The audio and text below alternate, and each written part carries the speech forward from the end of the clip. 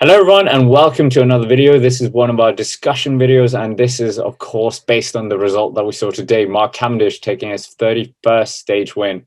And the question that we're going to be talking about is, can the Merckx missile win the green jersey in this year's edition? As always, I'm joined by Mr. Critical himself, Ewan. And Ewan, Mark Cavendish, absolutely sensational win today. Exactly. Mark Cavendish won today in Fougères to replicate his win in 2015 to get 31 stages of the Tour de France under his belt. Absolutely fantastic achievement for him. And now we have to speculate whether he can get the green jersey or not, because he is currently wearing that jersey for the first time in 5 years. He currently leads the classification over his French teammate, Julian Alaphilippe, who has 82 points. Cavendish has an 11-point lead over Michael Matthews, the closest sprinter, let's say, and a 15-point lead over Nasser Bouhanni, who finished in second place today. So there's still a very high chance that Cavendish can be able to go for this jersey. He's been looking good at the intermediate sprints, fighting for those. So Mark Cavendish is definitely a contender for green. So, of course, he won it back in 2011. And since 2011, it was, of course, the rise of Peter Sagan. And he subsequently took most of the green jerseys there, apart from last year, of course, and in 2017 when Michael Matthews took it after an incident with Mark Cavendish, let's say. But anyways, Ewan, we saw Caleb Ewan pulling out, many people's favorite for the green jersey. And Peter Sagan, of course, was in that crash as well. Hasn't been the same kind of Sagan that we've seen dominate the Tour de France. So who are the key rivals? And does this look good for Mark Cavendish in terms of the people he's facing here for the green jersey? Well, as you mentioned, Caleb Ewan, his almost protege, they sprint very similarly, has pulled out of this race. And it looks like these Alpecin Phoenix boys aren't going for the green jersey, whether it's Van der Poel, Jasper Philipsen, or Tim Merlier. They have points at the moment combined, but they don't seem to go for the intermediates, which is interesting. But in terms of these proper favorites, well, Cavendish is currently in the driving seat. He's got a 51-point advantage over Peter Sagan, for example.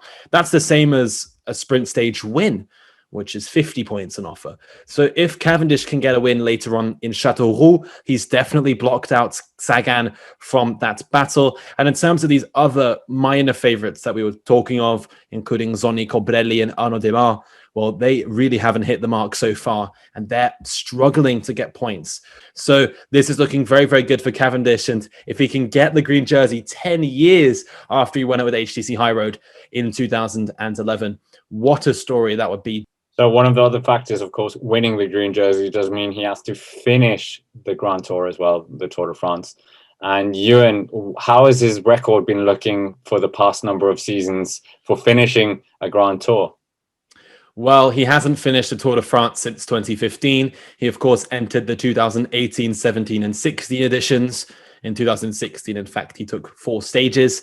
And he had a knack of finishing before when he could win on the Champs-Élysées. However, when he was dethroned in 2013, I think that knocked his confidence when he saw the likes of Marcel Kittel really challenge him on that sprint finale. However, this year, the confidence he will have after this win in Fougères will be sky high.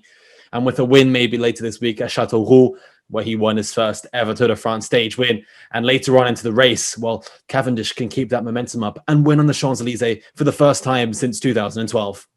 And then finally, of course, his teammates are going to be a big factor to this as well. And do you think his team are equipped for another green jersey win here? They, of course, won it last year with Sam Bennett, and Kasper Asgreen at the Nationals in Denmark said they were going for a green jersey yet again. So do you think they have a strong enough team to solidify this green jersey and extend the lead for Mark Cavendish as well? Well, looking at this start list in comparison to the one from last year, well, we have some familiar names. Julian Alaphilippe, Kasper Asgreen, Tim de Klerk, and Michael Merckx, just to name a few on this start list.